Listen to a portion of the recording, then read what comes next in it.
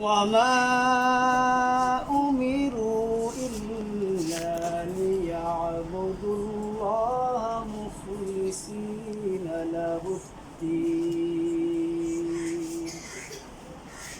صدق الله مولانا العظيم وصدق رسوله النبي الكريم ونحن على ذلك من الشاهدين والشاكرين والحمد لله رب العالمين.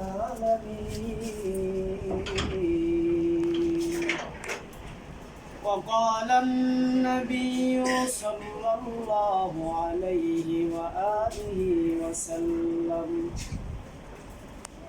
أخلص دينك يكفيك العمل القليل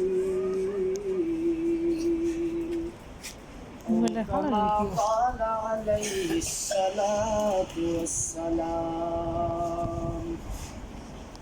اللهم صل على محمد وعلى آل محمد كما صليت على إبراهيم وعلى آل إبراهيم إنك حميد مجيد.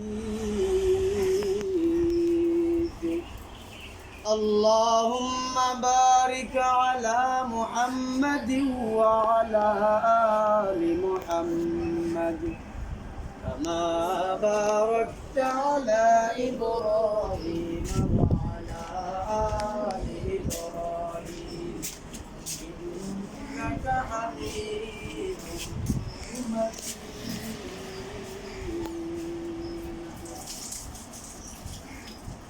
مقبولتها شاكر قبلتها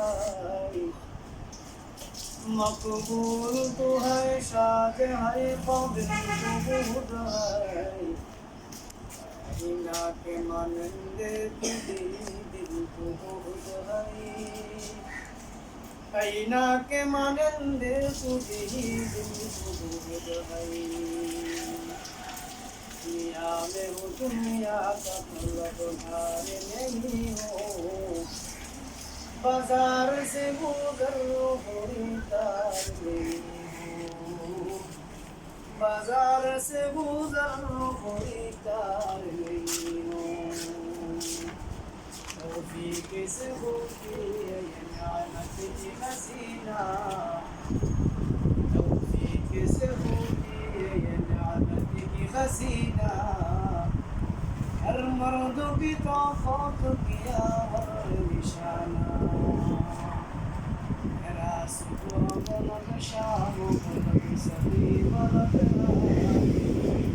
अल्लाह की रहमत के सवाब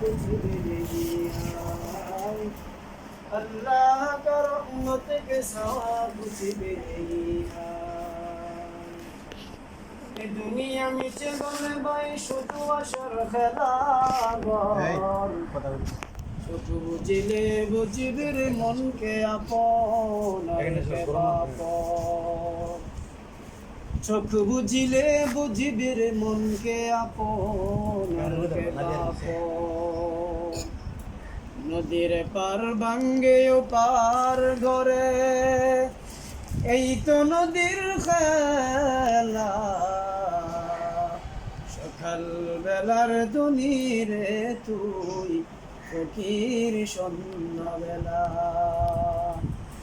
মরণ থেকে যতই পালাও মরণ তোমায় লইবে গিরিয়া যদিও পালাও আকাশ তলে লাগিয়ে আইনামা তাকুনু ইউদরিকুমুল মাউত ওয়ালাউ কুনতুম ফী বুরুজিন মুশাইয়াদা. আলহামদুলিল্লাহ আল্লাহ তাআলার কাছে লাখ কোটি শুকর যে আল্লাহ তাআলা আমাদেরকে এই করুণার দান করুন উপস্থিত বেতনুল আদর্শ সুন্নি মাদ্রাসা সাপ্তাহিক তালিম আল্লাহ তাআলা আমাদেরকে সুযোগ করে দিয়েছেন আলিম শোনার এবং পড়ার জন্য আমরা সবাই আল্লাহ তাআলা দরবারে শুকর আদায় করি আলহামদুলিল্লাহ। আল্লাহ তাআলা অশেষ মেহেরবানিতে মানে দামি মজলিসে বসেছি, দামি জায়গায় বসেছি, নবীর বাগান। আল্লাহ নবী বলেছেন আল মসজিদ বাইতুল্লাহ ফি মাদ্রাসা, আল্লাহ মসজিদুল আল্লাহর ঘর আর মাদ্রাসা হলো নবীর বাগান। মসজিদ কার ঘর? আল্লাহর ঘর। মাদ্রাসা কার বাগান? নবীর বাগান। এখানে আমরা বসতে পেরেছি, আল্লাহ তাআলা কেবল লাখ কোটি শুকর আদায় করি আলহামদুলিল্লাহ। আল্লাহর এক বড় আলেম আল্লামা হাফিজ রহমাতুল্লাহ অত্যন্ত দামি একজন আলেম। উনি এক বাদশার কন্যাকে কবিতা শোনাইতেন। বাদশার মেয়ে মানে তার সাথে একটা ভাব হয়েছে, কবিতা আবৃত্তি করতো। এক সময় কবিতা শোনার জন্য বাদশার বাড়িতে গেছে চলে। তখন বাদশার মহলের খাদেম বলতেছে, হাফিজ তুমি যাকে কবিতা শোনাতে আসছো সে তো গতকাল দুনিয়া থেকে বিদায় হয়ে চলে গেছে। ইন্না লিল্লাহি ওয়া ইন্না ইলাইহি রাজিউন। এই কথা শোনার পর আল্লামা হাফিজ জমিনে পড়ে গেছে, ঘোরাঘুরি করতেছে আর নিজেকে নসিহত করতেছে। হাফিজ, এই যে তুমি যাকে কবিতা শোনাইতে সে চলে গেছে, তুমিও কিন্তু চলে যাইবা। এই যে নিজেকে নিজে নসিহত করতেছে, তুমি আর কত পাপ করবা, আর কত গুনাহ করবা, আর কত নাফরমানি করবা। নিজে নসিহত করতেছে আল্লামা হাফিজ। এক পর্যায়ে নিজেকে নসিহত করতে করতে আল্লাহর বড় ওলি হয়ে গেছে। বলুন সুবহানাল্লাহ। কৃষ্ণ হাফেজ বতু গোয়াম কে গুলতা জানমি মানত, अगर मानद शबे दीगर नमी मानद, गुलाश गुलशन जुदा गश्ता तोरू ताजा नमी मानद, अगर मानद शबे दीगर नमी मानद, हमेशा इज्जत मेहमा बोए के खाना नमी मानद, अगर मानद शबे दीगर नमी मानद। আল্লামা হাফিজ নিজেকে নিজে নসিহত করে যাকে কবিতা শোনাইতাম অল্প বয়সে দুনিয়ার থেকে চলে গেছে। এই কথা শোনার পরে হাফিজ জমিনে পড়ে গেছে, গড়াগড়ি করতেছে আর নিজেকে নসিহত করতেছে। সেও চলে গেছে, আমিও চলে যাব। গোলাপ গাছের মধ্যে ফুল আছে, গোলাপ ফুল যতক্ষণ থাকে ফুলটা তাজা থাকে। ফুলটা যখন গাছ থেকে আলাদা হয়ে যায়, 1 ঘন্টা ফুলটা দূরে থাকলে আস্তে আস্তে মরিচা পড়ে যায়। এ হাফিজ, একই বাড়িতে মেহমানদারি, বারবার মুরগার রান খাওয়া যায় না। তোমার যাকে কবিতা শোনাইতা অল্প বয়সে দুনিয়ার থেকে বিদায় হয়ে গেছে, তুমি একদিন চলে যাইবা। এই কথার অন্তরের মধ্যে ঢুকায়া সে আস্তে আস্তে আল্লাহর ওলি হয়ে গেছে। সুবহানাল্লাহ। আল্লামা শেখ সাদি রহমাতুল্লাহি আলাইহি অনেকগুলি কিতাব লিখছেন। কিতাব লিখতে বড় বড় পানগুলি বানায় ফেলাইছে। এরপরে পেরেশান হয়ে গেছে, চিন্তা হয়ে গেছে, মিজানের পাল্লায় কি আমল নিয়ে যাব, কি আমল রাখবো। চিন্তা করতেছি আর চিন্তা করতে করতে বলে নবীর শানে একটা কবিতা লিখবো। যদি কবিতাটা আল্লাহর দরবারে কবুল হয়ে যায়, মিজানের পাল্লায় রাখলে মিজানের পাল্লা বাড়ি হয়ে যাবে। সুবহানাল্লাহ। এত বড় আলেম শেখ সাদি রহমাতুল্লাহি আলাইহি চিন্তায় পেরেশান, এত কিতাব লিখলাম, এত পড়লাম, কোনটাই যদি আল্লাহর কাছে কবুল না হয়, পেরেশান হয়ে গেছে। আখিরি নবী মুহাম্মদুর রাসূলুল্লাহ সাল্লাল্লাহু আলাইহি সাল্লামের শানে একটা কবিতা লিখবে। কলম আর কাগজ নিয়ে বসে পড়ছে, লিখতেছেন বালাগাল উলা বিকামালিহি কাশাফাত তুজা বিজামালিহি হাসনাতু জামিউ খিসালিহি। 3 লাইন লেখার পরে আর লিখতে পারতেছে না, ব্রেইনে আর লেখা আসতেছে না, কলমে আর কালি আছে কিন্তু লেখা পারতেছে না।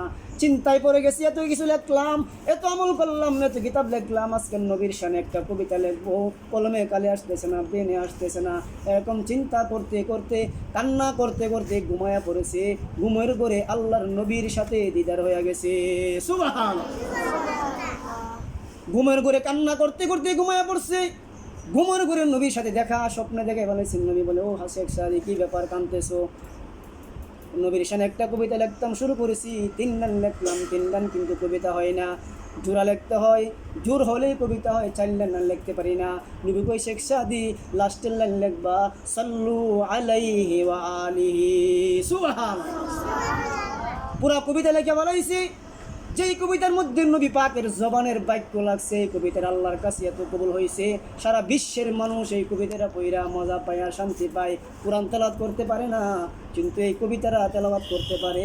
বালাগাল উলা বিকামালিহি কাশাফাত দুজা বিজামালিহি হাসনাতু জামিউ খিসালিহি সাল্লু আলাইহি ওয়া আলিহি বালাগাল উলা বিকামালিহি কাশাফাত দুজা বিজামালিহি হাসনাতু জামিউ খিসালিহি সাল্লু আলাইহি ওয়া আলিহি। শেখ সাদির মনে ইখলাস ছিল, আল্লাহকে খুশি করার জন্য তার নবীর শানে কবিতা লিখলাম। কেন ইখলাস ছিল অন্তরে, ইখলাসের কারণে আল্লাহ এমন কবুল করছে, কবিতারা সারা বিশ্বের মানুষ যেখানে যায় সেখানে তেলাওয়াত করে। বাল্লাগাল উলা বিকামালিহি কাশাফাত দুজা বিজামালিহি হাসনাতু জামিউ খিসালিহি সাল্লু আলাইহি ওয়া আলিহি। ইখলাস ভিতরে ছিল। মাদ্রাসায় পড়তেছো, ইখলাস নাই, ইখলাস নাই। হাসর ময়দান আল্লাহ তাআলা বিচার দিনে আলেম থেকে ডাকবি, দিকে আসো, কিসের জন্য লেখাপড়া করছিলা? আপনাকে সন্তুষ্ট করার জন্য লেখাপড়া করছি। না না, ফেরেশতাদেরকে হুকুম করবে তাকে টাইনা জাহান্নামের দিকে নিয়ে যাও। তখন বলবে আল্লাহ আপনাকে সন্তুষ্ট করার জন্য মাদ্রাসায় পড়ছি, বড় কারি হয়েছি, আলেম হয়েছি, মুফতি হয়েছি, কারি হয়েছি। না না, এই জন্য তুমি লেখাপড়া করো নাই। মানুষ তোমাকে আলেম বলবে, মানুষ তোমাকে কারি বলবে, মানুষ তোমাকে মুফতি বলবে, মানুষ তোমাকে হাফেজ বলবে, মানুষ তোমাকে বক্তা বলবে। এই জন্য তুমি লেখাপড়া করেছো, ইখলাসের জন্য করো নাই, আমি আল্লাহকে খুশি করার জন্য করো নাই। আজকে তোমার কারি আর আলেম মুফতির কোনো দাম নাই। ও ফেরেশতারা তাকে টাইনা জাহান্নামে নিয়ে যাও। বলো নাউজুবিল্লাহ। ইখলাস না থাকার কারণে আলেম হওয়া সত্ত্বেও জাহান্নামী। আল্লাহকে সন্তুষ্ট করার জন্য যারা মাদ্রাসায় পড়বে, নবীকে খুশি করার জন্য যারা মাদ্রাসায় পড়বে, এমন আলেমের পিছনে হাজার হাজার মানুষ লাইন ধরবে জান্নাতে যাওয়ার জন্য। সুবহানাল্লাহ। আরেকজন দানবীরকে ডাক দিবে, দানবীর ফেরেশতারা তাকে টাইনা জাহান্নামের দিকে নিয়ে যাইবে। দানবীরকে আল্লাহ আপনাকে সন্তুষ্ট করার জন্য দান করলাম আপনার রাস্তায় ফি সাবিলিল্লাহ। না না, তুমি এই জন্য দান করো নাই, তোমার ভিতরে ইখলাস ছিল না, তুমি দান করছো মানুষ তোমাকে দানবীর বলবে, এই জন্য তুমি আমি আল্লাহর রাস্তায় দান করছো। ও ফেরেশতারা তাকে টাইনা জাহান্নামের দিকে নিয়ে যাও। বলো নাউজুবিল্লাহ। দান করা সত্ত্বেও জাহান্নামী। এত বড় বরকত, এত বড় সওয়াবের কাজ দান, জাহান্নামী কেন? ইখলাস না থাকার কারণে, নিষ্ঠাতা না থাকার কারণে জাহান্নামী। আলেম অসত্ত্বেও জাহান্নামী। আল্লাহ রাস্তায় শহীদ হয়েছেন, শহীদকে বলবে ফেরেশতারা তাকে টাইনা জাহান্নামে নিয়ে যাও। শহীদ কানবে, আল্লাহ তোমার রাস্তায় রক্ত দিলাম, তাজা রক্ত বিলিয়ে দিলাম ইসলামকে জিন্দা করার জন্য, আজকে আমাকে জাহান্নামের দিকে নিয়ে যাওয়া হচ্ছে। না না, তোমাকে মানুষের শহীদ বলবে, তোমাকে মানুষ বীর বলবে, এই জন্য তুমি শহীদ হয়েছো, দুনিয়াতে পাওয়া গেছো, আজকে আমার কাছে তোমার কিছু নাই। ও ফেরেশতারা তাকে টাইনা জাহান্নামের দিকে নিয়ে যাও। নাও, শহীদ হওয়ার কারণেও জাহান্নামী। কেন জাহান্নামী? ইখলাস না থাকার কারণে। মাদ্রাসায় পড়লাম, ইখলাস নাই, বরকত নাই। আল্লাহকে রাজি খুশি করার জন্য যে ছাত্র আলেম পড়বে, ওই পড়ার মধ্যে বরকত হবে, ওই সে আলেম হবে, আর আল্লাহ তাকে খুশি হইয়া তাকে জান্নাত দান করবে। সুবহানাল্লাহ। ইখলাস না থাকার কারণে ওই যে বনি ইসরাইল এক লোক আবেদ শুনতে পাইছে বট গাছের পূজা করতেছে মানুষে। বলো নাউজুবিল্লাহ। আব্দুল্লাহ গাছের পূজা করে, বট গাছের পূজা করা শিরিক, গাছের পূজা করা শিরিক, পীরের পূজা করা শিরিক, মাজারে সেজদা দেওয়া শিরিক। এই যে বট গাছের পূজা করতেছে, আবেদ শোনার পরে একটা কোরআন নিয়ে রওনা হয়েছে গাছ কাটার জন্য। প্রতিমধ্যে শয়তান ইবলিস মানুষ সুরতরা তার সামনে এসে দাঁড়ায় গেছে। কি ব্যাপার, কই যান? ওই যে শুনতেছেন না বট গাছের পূজা করতেছে, গাছটা কাটার জন্য যাইতেছি। শয়তানকে গাছ কাটে আপনার লাভ কি? আপনার কাজে যান, তারা গুনাহ করো, শিরিক করুক। না না, তারা শিরিক করবে, আমি বসে থাকতে পারবো না। শয়তান অনেকভাবে বোঝাইছে, তার সাথে দোস্তাদোস্তি হয়েছে, কোষাকুষি হয়েছে, এরপরও শয়তান পারে নাই। শয়তান একটা কৌশল অবলম্বন করছে, তাকে এরকমভাবে পরাস্ত করা যাবে না। আর একটা রাস্তা অবলম্বন করছে, ভাই তুমি গাছ কাটার দরকার নাই, আমি তোমাকে বাড়িতে চলে যাও, রাত্রে বালিশের নিচে দেখবা একটা স্বর্ণের মুর্দা তোমার বালিশের নিচে পাইবা। এই কথা শোনার পরে লুভ এসে গেছে, একটা স্বর্ণের মুর্দা যদি পায় আমি আর গাছ কাটা দরকার নাই, টাকা পেলে যথেষ্ট। বলে নাউজুবিল্লাহ। এরকমভাবে শয়তান তাকে বুঝ দেওয়ার পরে বুঝা বলাইছে স্বর্ণের মুর্দা পাইব। রাত্রেবেলা যখন ঘুমাইছে, সকালে দেখে বালিশের নিচে একটা স্বর্ণের মুদ্রা। স্বর্ণের মুদ্রা পাওয়ার পরে বালিশের নিচে স্বর্ণের মুদ্রা পাইছে। এরকমভাবে একদিন, 2 দিন, 3 দিন দেখছে স্বর্ণের মুদ্রা, কিন্তু চতুর্থ দিন যখন দেখে বালিশের নিচে আর স্বর্ণের মুদ্রা নাই, তখন আবার গাছ কাটার জন্য কোরাল নিয়ে রওনা হয়ে গেছে। আবার ওই শয়তান তার সামনে এসে গেছে, সামনে এসে কই যাও, গাছ কাটতাম যাই, তুমি তো বললা আমাকে স্বর্ণের মুদ্রা দিবা, একদিন, 2 দিন, 3 দিন পাইলাম, চতুর্থ দিন পাইলাম না। শয়তানকে খবরদার, সামনের দিকে আর পাওয়া যাবে না। আশ্চর্য হয়ে গেছে আবেদ, কিছুদিন আগে তাকে কুস্তি কইরা দুজনে পালাই দিছি, আজকে আমাকে সে খবরদার বলে, কারণটা কি? এরকমভাবে শয়তান আর তার যখন দুস্তবস্তি হয়েছে, শয়তান এক জারি দিয়া তাকে জমিনে পালাই দিয়েছে। বলে নাউযুবিল্লাহ। আজকে কি ব্যাপার? পাওয়ার কেমন? এত পাওয়ার শয়তানের পাওয়ার। এই জন্য আগে তুমি কোরআন নিয়ে আসছিলা ইখলাস আল্লাহকে খুশি করার জন্য, গাছ কাটবা, পরবার যখন তুমি আসলা টাকার লোভে আসলা, ইখলাস চলে গেছে, এই জন্য তোমার ইমানের পাওয়ারও চলে গেছে। আজকে আর তোমার ইমানের পাওয়ার নাই, দুনিয়ার লোভ তোমার মধ্যে ঢুকে গেছে, টাকার লোভ ঢুকে গেছে, এই জন্য আজকে তোমার পাওয়ার নাই, ইমানের পাওয়ার না থাকার কারণে শয়তানের কাছে পরাস্ত হইয়াছে, জমিনে পড়ে গেছে। সুবহানাল্লাহ। ইখলাস না থাকার কারণে সব কিছু ধ্বংস হয়ে গেছে। জন্য মাদ্রাসায় পড়লাম, ইখলাস নাই, ইখলাস না থাকার কারণে সব শেষ হয়ে গেছে। ইখলাস যদি তুমি থাকে, আমল যদি তোমার ভালো থাকে আর ইখলাস থাকে, ওয়ামা উমিরু ইল্লা লিয়াবুদুল্লাহ মুখলিসিনা লাহুদ্দিন। আল্লাহ নবী হাদিসে কইছে, আখলিস দীনাকা ইয়াকফিকাল আমালুল কলিল। অল্প আমলই তোমার নাজাতের জন্য যথেষ্ট। যদি সেটা ইখলাস থাকে, খালেস থাকে, অল্প আমল করবা, সেটাই তোমার জন্য নাজাতে যথেষ্ট হয়ে যাবে। সুবহানাল্লাহ। আর ভালো আমল করবা, ভালো আমল কইরা যদি আল্লাহর কাছে ওসিলা কইরা দোয়া করো। তুমি মাদ্রাসায় তুমি টয়লেট পরিষ্কার করলা, ইখলাসের নিয়তে করলা, মাদ্রাসায় কাজ করলা, ইখলাসের নিয়তে করলা। আমাদের উস্তাদ বলছে, তুমি যখন মাদ্রাসায় কোনো কাজ করলা, ইখলাসের নিয়তে করলা, আর সেটার ওসিলা আল্লাহর কাছে দোয়া করবা, আল্লাহ আমাকে তুমি হক্কানি আলেমা বানায়া দাও। সুবহানাল্লাহ। মাদ্রাসায় টয়লেট পরিষ্কার করছো, মনে মনে দোয়া কর, আল্লাহ এই কাজটার ওসিলা করে আমাকে তুমি আলেমা বানায়া দাও, আলেম বানায়া দাও, আমাকে তুমি আল্লাহর দ্বীনের পথে কবুল করো। এই কাজটার উসিলা করে আল্লাহ তাআলা তোমাকে দ্বীনের আলেম হিসেবে কবুল করে নিবে। সুবহানাল্লাহ। ইখলাস থাকতে হবে। আর না হয় উস্তাদের বয়ে, শিক্ষকের বয়ে কাজ করলা, এরকম ছাত্রছাত্রী আছে কাজ দিলে পলায়া জায়গা আছে না? যদি তুমি উস্তাদের বয়ে কাজ করো, সেই কাজে ইখলাস না থাকে, আল্লাহর কাছে কবুল হবে না। তুমি আল্লাহকে খুশি করার জন্য মাদ্রাসায় টয়লেট পরিষ্কার করলা, মাদ্রাসায় কাজ করলা, এগুলি ইখলাস থাকলে আর এগুলি দিয়ে আল্লাহর কাছে দোয়া করবা, আল্লাহ তোমাকে সন্তুষ্ট করার জন্য নবীর বাগানের কাজ করেছি, আল্লাহ এটার উসিলা করে আমাকে তুমি দ্বীনের পথে কবুল আর মঞ্জুর করে আনা। আমিন।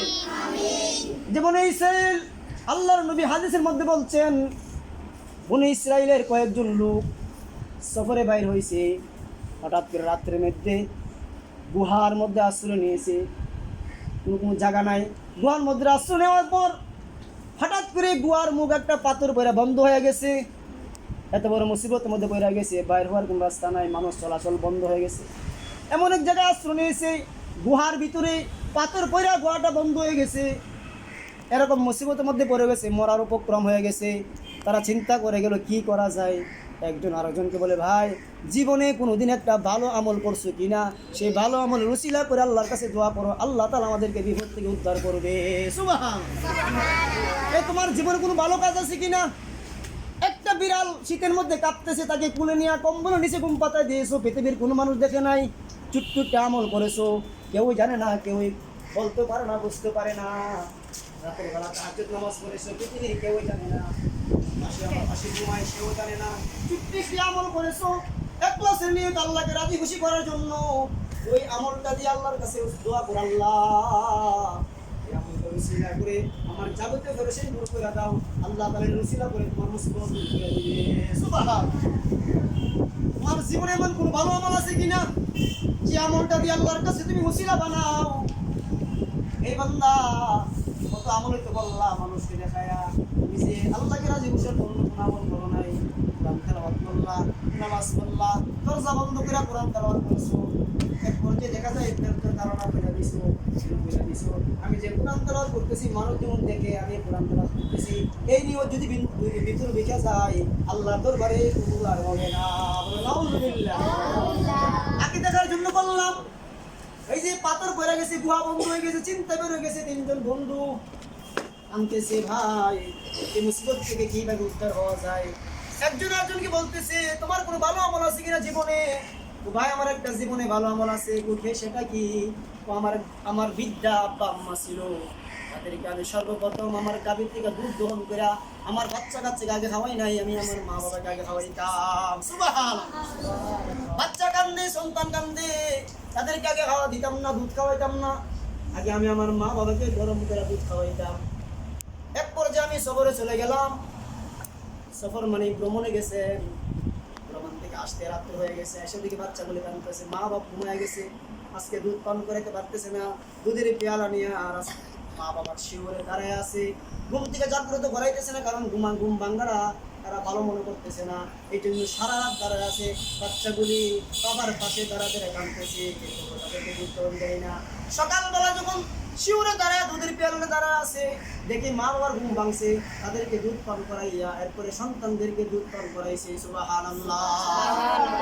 আল্লাহ, যদি আমার আব্বা আম্মার এই খেদমতটুকু আপনার কাছে খুব ভালো লাগে, আপনি যদি পছন্দ করেন, এটার উসিলা করে আজকে এই পাথরটা সরায় দেন। বান্দারে মুনাজাত ভালো আমল উসিলা করে মা বাবার খেদমত বড় দৌলত, মা বাবার খেদমত করা বড় দৌলত, একটা ইবাদত। মা বাবার খেদমত করতে যাইয়া আল্লাহর কাছে দোয়া করতেছে, আল্লাহ যদি এটা ভালো হয় উসিলা করে পাথরটা সরায় দেন। আল্লাহ তাআলা তারই ভালো আমল উসিলা করে পাথরটা 1% সরায় দিয়েছে। সুবহানাল্লাহ। আরেকজন বন্ধু কয় আমার একটা ভালো আমল আছে। সেটা কি ভালো আমল? আমি এক মজুরি, অনেকগুলা মজুরি দিয়ে কাজ করাইতাম, সবাইকে তার টাকা পাওনা দিয়ে দিছি। একজন টাকা নিয়ে চলে গেছে, মজুরি নেই নাই। পরবর্তী তার টাকা দিয়ে আমি ব্যবসা শুরু করলাম। সুবহানাল্লাহ, আল্লাহু আকবার। ওই যে মজুরির টাকা দিয়ে ব্যবসা শুরু করলাম, ব্যবসা করতে করতে করতেই অনেক টাকা হয়ে গেছে। ছাগল কিনলাম, গরু কিনলাম, সব কিছু করলাম। বিরাট বড় ছাগলের পাল হয়ে গেছে, গরুর পাল হয়ে গেছে, এরকম ভাবে বিশাল বড় ব্যবসা হয়ে গেছে। কিছুদিন পরে ওই বেটাটা মজুরি নেওয়ার জন্য আসছে। তো ভাই আমার মজুরি টাকাগুলি দেন। তখন তুই বলছে ভাই আপনার টাকা দিয়ে ব্যবসা করলাম, এই যে গরুর পাল দেখা যায়, ছাগলের পাল দেখা যায়, এই ব্যবসাগুলি সব তোমার দিলাম। বলেন সুবহানাল্লাহ। কাঁদতেছি ভাই, আপনি কি আমার সাথে মশকরা করেন? না না, মশকরা নয়। আপনি তো আপনার মজুরি টাকা না নিয়ে চলে গেছেন, আমি চিন্তা করলাম আপনার টাকা দিয়ে একটা ব্যবসা শুরু করে দেই। ব্যবসা করলাম, আর এই টাকা দিয়ে বহু বড় ব্যবসা হয়ে গেছে। এইগুলি আপনি এগুলি নিয়ে চলে যান। তখন বান্দা কান্দে, আল্লাহ আপনার এক বান্দার টাকা দিয়ে আমি এই কাজ করে দিয়েছি, আপনার বান্দার উপকার করছি, যদি আপনার কাছে ভালো লাগে দয়া করে পাথরটা আজকে আমাদের মুসিবত এই পাথরটা সহায় দেন। আমলটুকু আল্লাহর কাছে কবুল হয়ে গেছে। আল্লাহ তাআলা এই পাথরটা 2% সরায় দিয়েছে। বলেন সুবহানাল্লাহ। আমলগুলো ছিল করতেছে। 3 নাম্বার ব্যক্তি কয় আমার একটা ভালো আমল আছে, আমার একটা ভালো আমল আছে। আমার একটা সুন্দরী চাচাতো বোন ছিল, আমি তাকে খুব মহব্বত করতাম, ভালোবাসতাম। ও ভালোবাসতে যাইয়া যেটা বোঝা যায় আমি তাকে অনেক ভালোবাসতাম। এক পর্যায়ে গুনার প্রস্তাব দিলাম, গুনাহ করার জন্য লিপ্ত হয়ে গেলাম। তখন আমার বোন বলছে আল্লাহকে বই করো, আল্লাহকে বই করো, আল্লাহকে বই করো। তখন আমার কলিজার ভিতরে, অন্তরের ভিতরে ভূমিকম্পন শুরু হয়ে গেছে, আল্লাহর ভয় ঢুকে গেছে। গুনাহ আর করি নাই, গুনাহ না করার কারণে আল্লাহ আমি গুনাহ থেকে আপনার ভয়ে ছেড়ে দিয়েছি।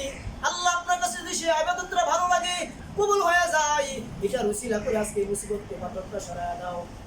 যখন এরকম আল্লাহর কাছে কাঁদতেছে, আল্লাহ গুনাহ করি নাই, আপনার ভয়ে গুনাহ ছেড়ে দিয়েছি, আল্লাহ পাথরটা সরায় দেন। আল্লাহ ওই বান্দার দোয়াকে কবুল করে ভালো আমল উসিলা করে যখন দোয়া করছে, আল্লাহ কবুল করেছেন, পাথরটা সরায় দিয়েছেন। তিনজন বন্ধু আস্তে আস্তে গুহার থেকে বাইরে চলে গেছে। সুবহানাল্লাহ, সুবহানাল্লাহ। এক এক বন্ধু ভালো আমল নিয়ে তালাশ করছে, ভালো আমল করে নিয়ে আল্লাহর কাছে উসিলা করে দোয়া করছে। 5 ওয়াক্ত নামাজ পড়লাম, নামাজে পড়ে হাত তুলে আল্লাহর কাছে দোয়া করলাম, আল্লাহ রব্বিরহামহুমা কামা রব্বায়ানি সগীরা। আব্বা আম্মার জন্য দোয়া করলাম, মা বাবার জন্য দোয়া করলাম, নামাজ পড়ে দোয়া করলাম, সারা মুসলিম জাহানের জন্য দোয়া করলাম, সবার জন্য দোয়া করলাম। সবচেয়ে বেশি আব্বা আম্মা যাদের কবর নামাজ পড়ে তাদের জন্য দোয়া করা, রব্বিরহামহুমা কামা রব্বায়ানি সগীরা। আল্লাহু আকবার।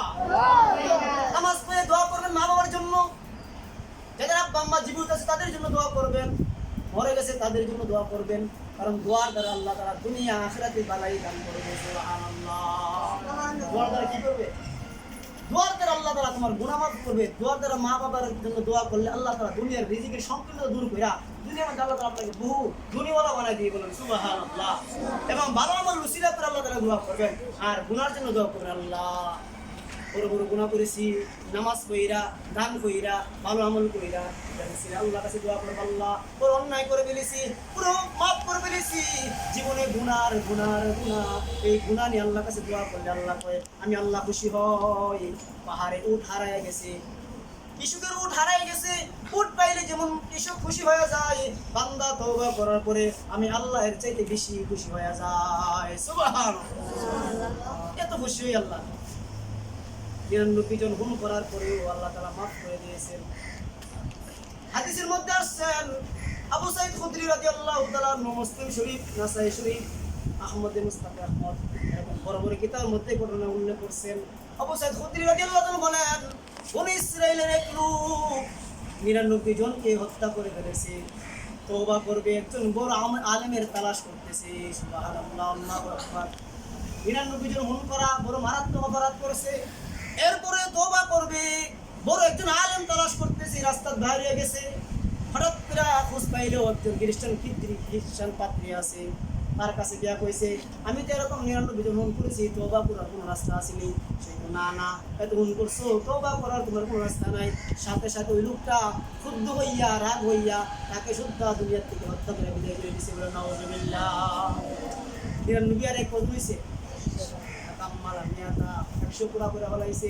এরপরে চিন্তা হয়ে গেছে একজন বড় আলেমের তালাশ করতেছে, কোথায় গেলে আলেম পাওয়া যাবে, তওবা করার কোনো রাস্তা আসেনি। চলতে একজন বড় আলেমের সাক্ষাৎ পাইছি, বড় আলেমের কাছে গেছে, ভাই আমি তো ১০০ জন খুন করেছি, এখন তওবা করার কোনো রাস্তা আসেনি। আল্লাহর নবীর সাহাবী আবু সাঈদ খুদরি রাদিয়াল্লাহু আনহু বলেন, নবীজি বলেন, ওই লোকটা যখন ১০০ জন খুন কইরা আলেমের কাছে গেছে, আলেম কই তওবা করার সুযোগ আছে। বলেন সুবহানাল্লাহ, সুবহানাল্লাহ। তওবা করার সুযোগ আছে, তবে তুমি তওবা করবা, তোমার দেশে আর ফিরে যাইবা, সেখানে এলো গুনার পরিবেশ। তওবা কইরা ওই যে বলে দিছি একটা ইবাদতখানা আছে, যেখানে মানুষগুলো আল্লাহর ইবাদত করতে রওনা হয়ে গেছে, ইবাদত করার জন্য রওনা হয়ে গেছে। পথের মধ্যে তার দুনিয়া থেকে বিদায় হয়ে গেছে। ইন্না লিল্লাহি ওয়া ইন্না ইলাইহি রাজিউন। পথের মধ্যে বিদায় হয়ে গেছে, আল্লাহর রহমতের ফেরেশতা আইছে তাকে জান্নাতে নিয়ে যাওয়ার জন্য, কারণ সে তওবা করছে। আল্লাহু আকবার। ৯৯ জন ১০০ জন করার পরে তওবা করছে, মৃত্যুর পরেও আল্লাহর রহমতের ফেরেশতা তাকে জান্নাতে নিয়ে যাওয়ার জন্য চলে আসছে। আর গজবের ফেরেশতা জাহান্নামে নিয়ে যাওয়ার জন্য টানাটানি করতেছে। আল্লাহু আকবার। এই অবস্থা দেখে আল্লাহ তাআলা বলেন, ও ফেরেশতারা শুনো, এই যে বান্দা তওবা করছে ১০০ জন গ্রহণ করার পরেও হাত দিয়া পিতা দিয়া নাই বা দেখো যে ইবাদত খানা যাইতেছে সেটা কাছে নাকি পাপের খানা কাছে। ফেরেশতারা নাপতেছে নাই পা দেখে ইবাদত খানা আপনার কাছে। তুমি আল্লাহ কই যে জায়গাটা কাছে তাকে টাইনা জান্নাতে নিয়ে যাও। সুবহানাল্লাহ। ফেরেশতা টানতেছে, তবে ১০০ জন হুকুম করার পরেও আল্লাহ তাআলা তার তওবা কবুল করেছেন। মুসলমান ইমানদার, কারণ আল্লাহ বলেছেন, কুল ইয়া ইবাদিয়াল্লাযীনা আসরাফু আলা আনফুসিহিম লা তাকনাতু মিন রাহমাতিল্লাহ ইন্নাল্লাহা ইয়াগফিরুয যুনুবা জামিআ ইন্নাহু হুয়াল গফুরুর রাহিম। আল্লাহর নবীর সাহাবী দিহিয়াতুল কলবি নবীর কাছে গেছে ইসলাম গ্রহণ করার জন্য। নবী তার চাদর মুবারক বিছিয়ে দিয়েছে, দিহিয়াতুল কলবি চাদর মুবারক বসো। দিহিয়াতুল কলবি চোখ দিয়ে পানি গড় গড় করে পড়তেছে। ইয়া রাসূলুল্লাহ, ইয়া হাবিবাল্লাহ, ওগো দয়ার নবী, আমি দিহিয়াতুল কলবি আপনার চাদরে বসার জন্য, আপনার চাদরে বসার মতো এত সৌভাগ্য অর্জন করি নাই। আল্লাহর নবী গায়ে মুবারকের চাদর বিছিয়ে দিয়েছেন। আরেকজন মহিলা নবীর কাছে গেছে, নবীজি তার গায়ের চাদর বিছিয়ে দিয়েছে। সাহাবা کرام ইয়া রাসূলুল্লাহ, এই মহিলাকে, যে মহিলা আসার পর আপনি চাদর বিছিয়ে দিয়েছেন, আল্লাহর নবী কই তুমি সেই মহিলাকে চিনো কিনা? সেই মহিলা হলো আমার দুধ মা হালিমাতুস সাদিয়া। সুবহানাল্লাহ, সুবহানাল্লাহ। এমন মায়ের সম্মানার্থে নবীর চাদর বিছিয়ে দিয়েছে। দিহিয়াতুল কলবি আল্লাহর নবীর দরবারে গেছে, ইয়া রাসূলুল্লাহ, নবী দিহিয়াতুল কলবিকে দেখার পরে তার চাদর বিছিয়ে দিয়ে, দিহিয়াতুল কলবি এখানে বসো। দিহিয়াতুল কলবি ঝরঝর করে কাঁদতেছে, ইয়া রাসূলুল্লাহ, ইয়া হাবিবাল্লাহ, আমি দেহিয়াতুল কালবি আপনার চাদরে বসার মতো এত যোগ্য লোক হই নাই। ইয়া রাসূলুল্লাহ, আমি আপনার দরবারে আসছি কালিমা পড়ে মুসলমান হওয়ার জন্য। লা ইলাহা ইল্লাল্লাহু মুহাম্মাদুর রাসূলুল্লাহ। দেহিয়াতুল কালবি কালিমা পড়ে মুসলমান হয়ে কাঁদতেছেন, জোর জোর করে কাঁদতেছেন। দেহিয়াতুল কালবি কান্না থেকে সাহাবায়ে কেরামও কাঁদতেছে। আল্লাহর নবী কয়, দেহিয়াতুল কালবি এরকম ভাবে কাঁদতেছে কেন? ইয়া রাসূলুল্লাহ, আমি এত বড় অন্যায় করেছি, এত বড় পাপ করেছি, যে পাপ কোনদিন ক্ষমা হবে কিনা আমি জানি না। কি পাপ করেছো ইয়া রাসূলুল্লাহ, ইয়া হাবিবাল্লাহ? জাহেলিয়াতের যুগে যখন কন্যা সন্তান হইতো, মানুষ তাকে বেইজ্জতি মনে করতো। এই জন্য আমি আমার বিবিকে বলছিলাম, সফরে যাওয়ার আগে যদি আমার কন্যা সন্তান হয়, আমার অপেক্ষা করবা না, সঙ্গে সঙ্গে তাকে জিন্দা দাফন করে দিবা। নাউজুবিল্লাহ। আমি সফর থেকে এসে দেখি এমন সুন্দর একটা মেয়ে, বুড়ি মেয়ে আমার কাছে দৌড়াইয়া আসে, আব্বা ডাকে। আমি আমার বিবিকে জিজ্ঞাসা করছিলাম, বিবি এই মেয়েটাকে? বিবি কই, এই মেয়ে তোমার সন্তান। আমি মা হইয়া তো সুন্দর মেয়েকে জিন্দা দাফন করতে পারি না। সুবহান। দেহিয়াতুল কালবি ওই ছোট্ট মেয়েকে হত্যা করার জন্য, জিন্দা দাফন করার জন্য তাকে প্রলোভন দেখাইয়া তার সাথে পাহাড়ের দিকে রওনা দিতে নিয়ে যাবে। করতে করতেছে, কোদাল দিয়া করতে করতেছে। আর ছোট বাচ্চা মেয়েটা তার ঘামগুলি কাপড় আঁচল দিয়া মুছে মুছে দিতেছে। আব্বা এত কষ্ট কেন করতেছেন? আপনি কেন গর্ত করতেছেন? এরকম ভাবে গর্ত করতে করতে এক পর্যায়ে ইয়া রাসূলুল্লাহ ঘটনা বলে আর দেহিয়াতুল কালবি কান্না করে আর তাকে মানানো যায় না। ইয়া রাসূলুল্লাহ, আমার পরিচয় টুকরা মেয়েকে আমি নিজের হাতে গর্তের মধ্যে ডেকাটা বালাইয়া মাটি সাবাতে মারা বালাইছি। বলে নাউজুবিল্লাহ, এত বড় অন্যায় করেছি ইয়া রাসূলুল্লাহ, ইয়া হাবিবাল্লাহ। আমি আমার নিজের কলিজার টুকরা, নাম তার জামিলা, এত সুন্দর একটা বুড়ি মেয়েকে নিজের হাতে জিন্দা কবর দিয়েছি ইয়া রাসূলুল্লাহ। মনে হয় না এত বড় অন্যায় আল্লাহ মাফ করবে। আল্লাহর নবী কয়, দেহিয়াতুল কালবি ইসলাম কবুল করার পরে, আল ইসলামিয়া নাদু মা কানা কাবলা, ইসলাম কবুল করার পরে ইসলামের আগে যত গুনাহ ছিল আল্লাহ তাআলা মাফ করে দেয়। সুবহানাল্লাহ। যারা কালিমা পড়ছে লা ইলাহা ইল্লাল্লাহ, কালিমাতুন তাইয়্যিবাতুন, কালিমা একটা পবিত্র বাক্য, 60 বছর গুনাহ করেছে নাফরমান বান্দা যখন কালিমা পড়ে লা ইলাহা ইল্লাল্লাহ, আল্লাহ তাআলা 60 বছরের গুনাহগুলি মাফ করে তাকে মুমিন বানায়া দেয়। সুবহানাল্লাহ। 60 বছরের গুনাহ মাফ হয়ে যায়। ইয়া রাসূলুল্লাহ, আমি দেখি এত বড় অন্যায় করেছি, এত বড় পাপ করেছি, নিজের জিন্দা মেয়েকে জ্ঞাপন করে ফেলেছি। ও দেহিয়া কান্দো না, আল্লাহ তাআলা তোমার অন্যায়কে মাফ করে দিয়া তোমাকে মুমিন বানায় দিয়েছে, ও নেক দিয়া তোমাকে ভরপুর করে দিয়েছে। বলুন সুবহানাল্লাহ। এত বড় অন্যায় করছে। আল্লাহ তাআলা কয়, হে বান্দা, কুল ইয়া ইবাদিয়াল্লাযিনা আসরাফু, নিজের নফসের উপর জুলুম করেছো, অত্যাচার করেছো, নাফরমানি করেছো, আলা আনফুসিহিম লা তাকনাতু মির রাহমাতিল্লাহ, নৈরাশ হইও না। যারা বাড়াবাড়ি করছো, অন্যায় করছো, আমি আল্লাহর রহমত থেকে তুমি নৈরাশ হইও না। আমি আল্লাহ তাআলা তোমার সব গুনাহগুলি মাফ করে দিব, কারণ আমি আল্লাহ হলাম দয়াবান রহমান। সুবহানাল্লাহ। আমি আল্লাহ কি? দয়াবান রহমান। যত বড় অন্যায় করো, আমি আল্লাহ তোমার সব গুনাহগুলি মাফ করে দেব। ইন্নাল্লাহা ইয়াগফিরুল যুনুবা জামিআ ইন্নাহু হুয়াল গফুরুর রহিম। আল্লাহ তাআলা বলেন আমি রহমান। আল্লাহ আল্লাহ क्या मुबारक नाम है, अल्लाह अल्लाह मोमिनों का काम है, अल्लाह अल्लाह तू मेरा गफ्फार है, अल्लाह अल्लाह तू मेरा रहमान है, अल्लाह अल्लाह तू मेरा माबूद है, अल्लाह अल्लाह तू मेरा माशूक है। আল্লাহ রহমান, আল্লাহ রহমান, আল্লাহ সাত্তারুল গায়ুব। যত বড় অন্যায় করে সব অন্যায়গুলি আল্লাহ মাফ করে তোমাকে মুমিন বানায়া দেয়, জীবনের সব গুনাহগুলি মাফ করে আল্লাহ তাআলা তোমাকে মুমিন বানায়া দেয়। সুবহানাল্লাহ। মুসা নবী আল্লাহর সাথে সাক্ষাৎ করতে রওনা হয়েছেন। শয়তান ইবলিস কয়, মুসা নবী, আপনি তো আল্লাহর সাথে দিদার করে সাক্ষাৎ করতে রওনা হয়েছেন, তুর পার যাবেন।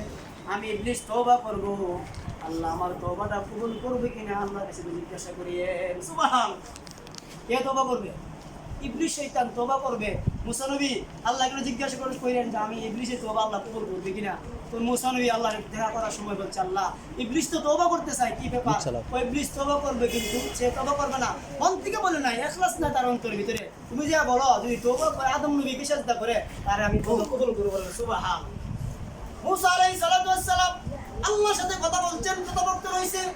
আল্লাহর সাথে কথা বলার পরে যখন জমিনে চলে আসছে, ইবলিস বলে, মুসা আমি তো তওবা করতে বলছিলাম, আল্লাহ কি কয়? মুসা নবী কয়, ইবলিস তুমি যদি আদম নবীকে সাজদা করো তাহলে আল্লাহ তোমার তওবা কবুল করবে। ইবলিস কয় জীবিত থাকতেই আদমকে সাজদা করি নাই, এখন তো মরে গেছে, এখন তো সাজদা করার কোনো প্রশ্নই আসে না, বলেন নাউযুবিল্লাহ। যারা তওবা করছেন খালিস তওবা ইখলাস নিয়া, ইখলাস যার ভিতরে আছে, ইবাদতের মধ্যে, দান খয়রাতের মধ্যে, রোজার মধ্যে, যাকাতের মধ্যে, নফল ইবাদতের মধ্যে, মাদ্রাসায় পড়ার মধ্যে, জিকির আজকারের মধ্যে, দান খয়রাতের মধ্যে, আল্লাহর রাস্তায় শহীদ হওয়ার মধ্যে, যারা আলেম হইছে, মুফতি হইছে, কারি হইছে, যাদের ভিতরে ইখলাস নাই, নিষ্ঠতা নাই, আল্লাহকে রাজি খুশি করার জন্য করে নাই, এরা আমল দিয়া আল্লাহর জান্নাত চাইতে পারবে না। তারা ওখানে আলেম হবে বটে, কিন্তু মানুষ তাকে আলেম বলবে, কারি বলবে, মুফতি বলবে, বক্তা বলবে, এটার দ্বারা আল্লাহর কাছে নাজাত পাওয়া যাবে না। এজন্য আল্লাহ তার নবীকে বলছে, নবী আপনি বলেন, কুল ইন্না সালাতি ওয়া নুসুকি ওয়া মাহইয়ায়া ওয়া মানাতি লিল্লাহি রাব্বিল আলামিন। আল্লাহু আকবার। হ্যাঁ নবী আপনি কুল ইন্না সালাতি, নামাজ, আপনার নামাজ আমার জন্য বলেন, আপনি তাদেরকে বলে দেন নামাজ আমার জন্য, জীবন আমার জন্য, মরণ আমার জন্য, সব কিছু আমার জন্য, কুরবানি আমার জন্য, সব কিছু আমি আল্লাহর জন্য, লিল্লাহি রাব্বিল আলামিন। মানুষকে দেখানোর জন্য আব্বা আম্মার খেদমত করি না, সমাজে চাপ দিছে মা বাপকে খাওয়াইলাম, এরকম নয়। সমাজে তাকে ধরছে মা বাপকে তিনবেলা খাওয়াইলাম, এরকম নয়। এরকম যারা করবে আল্লাহ কয় আমি দেখতেছি, তোমার মনের খবর দেখতেছি আমি, কারণ আমি আল্লাহ। কুল ইন তুখফু মা ফি সুদুরিকুম আও তুবদুহু ইয়ালামুল্লাহ। আল্লাহ কয় যারা প্রকাশ করো, যারা প্রকাশ করো না, সব কিছু আমি আল্লাহ তাআলা কিন্তু দেখি। সুবহানাল্লাহ। তুমি সমাজের চাপে মা বাপকে খাওয়াইলা, সমাজের চাপে মা বাপকে একদিন, দুই দিন, তিন দিন খাওয়াইলা, আল্লাহকে আমি দেখি। এই জন্য আল্লাহ নবী আমার, নামাজ আমার জন্য, রোজা আমার জন্য, জীবন আমার জন্য, মরণ আমার জন্য, সব কিছু লিল্লাহি রাব্বিল আলামিন। আল্লাহু আকবার। আমার জীবন, আমার মরণ, আমার বন্দেগী, ইয়া ইলাহি,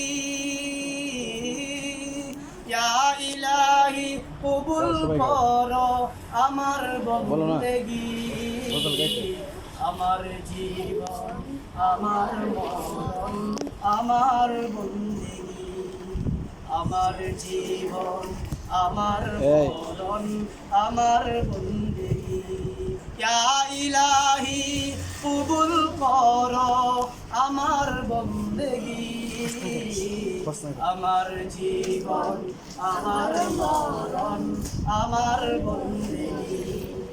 আমি যে প্রভু বড় অসহায়, নিরাশ্রয় দুর্বল, আমি যে প্রভু বড় অসহায়, নিরাশ্রয় দুর্বল, তাই তোমারি হুকুম যেন, তাই তোমারি হুকুম যেন হারি মানতে।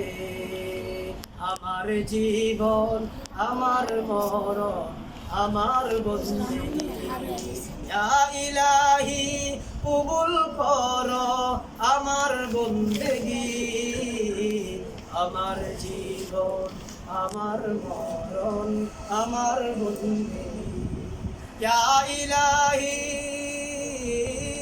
কবুল করো আমার বন্দেগী।